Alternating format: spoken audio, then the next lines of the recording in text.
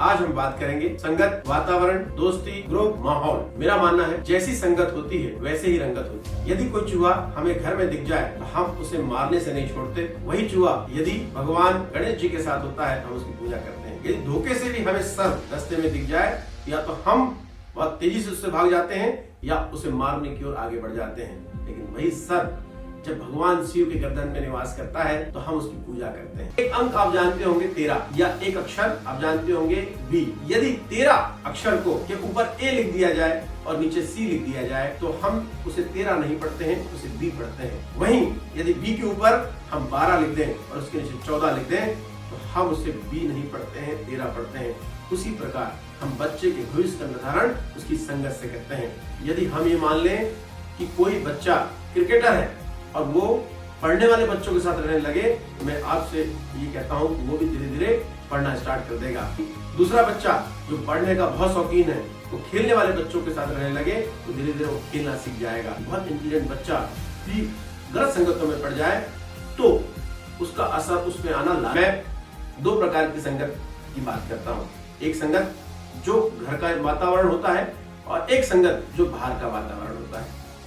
आज हम बात करेंगे घर की संगत। 10 में से 9 बच्चों का भविष्य भी उसके घर के माहौल पर डिपेंड करता है। पिता एक्टर होता है तो उसका बच्चा भी एक्टर बनता है। पिता क्रिकेटर होता है तो उसका बच्चा भी क्रिकेटर बनता है। यदि पिता नेता होता है तो उसका बेटा भी नेता बनता है। और यदि पिता अधिकारी, डॉक्टर और वकील होता है तो उसका बेटा भी अधिकारी, डॉक्टर और वकील बनता है। ये एक सामान्य धारणा है। मैं इसीलिए हमेशा अभिभावकों को कहता हूँ यदि वो अपने बच्चों का भविष्य कुछ बनाना चाहते हैं उन्हें उस प्रकार की संगत डेवलप करनी पड़ेगी।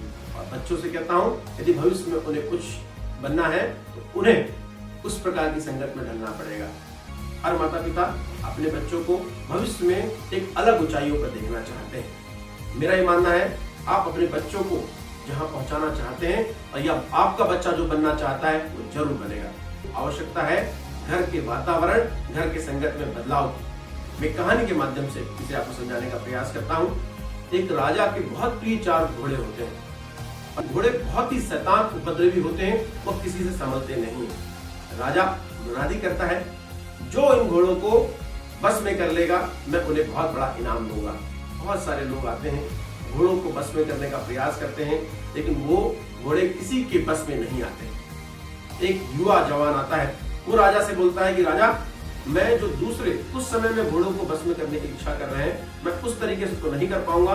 यदि आप मुझे इन घोड़ों को 6 महीने के लिए दे दें तो इन्हें जरूर बस में करके दिखाऊंगा।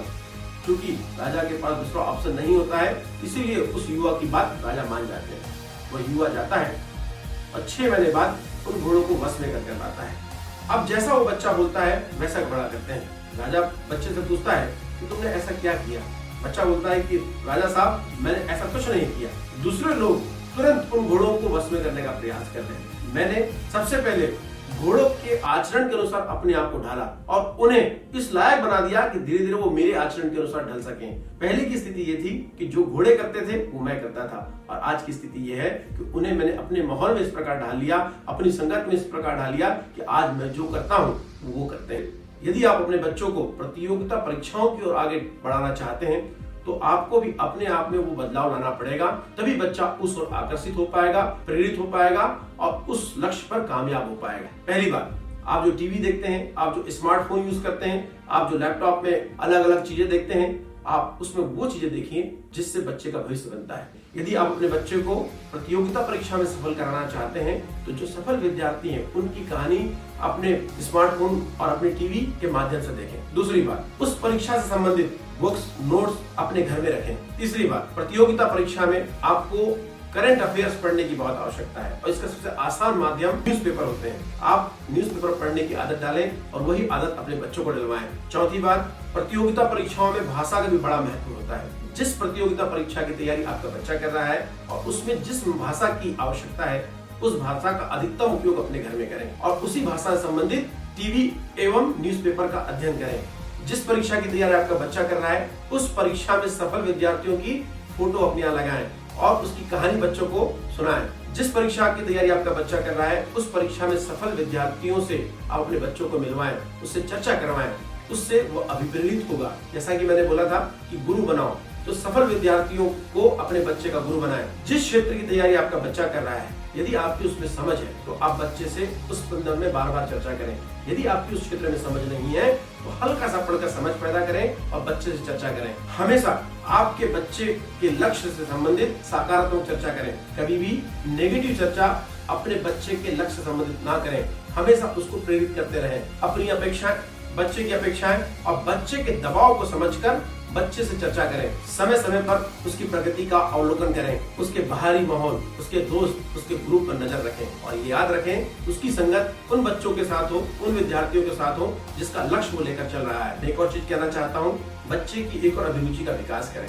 जब भी बच्चा अपने लक्ष्य को लेकर फ्रस्ट्रेट हो तो उस अभिरुचि की ओर उसको मोड़े ताकि उसका मन अच्छी चीजों में लग सके। यदि आप अपने घर के माहौल में अपने आप में इस प्रकार का बदलाव लाते हैं तो आपका बच्चा अपने लक्ष्य की ओर मोटिवेट होगा, वह अपने लक्ष्य की ओर केंद्रित रहेगा और हमेशा उसका लक्ष्य दिखता रहेगा, जिससे वह प्रभावित नहीं होगा और एक दिन ऐसा होगा कि अपने लक्ष्य को जरूर प्राप्त करेगा। थोड़ा बदलाव बच्चा करे और बहुत कुछ बदलाव आप करें तो आपके बच्चे की सफलता और आपके सपने जरूर पूरे होंगे। बहुत बहुत धन्यवाद।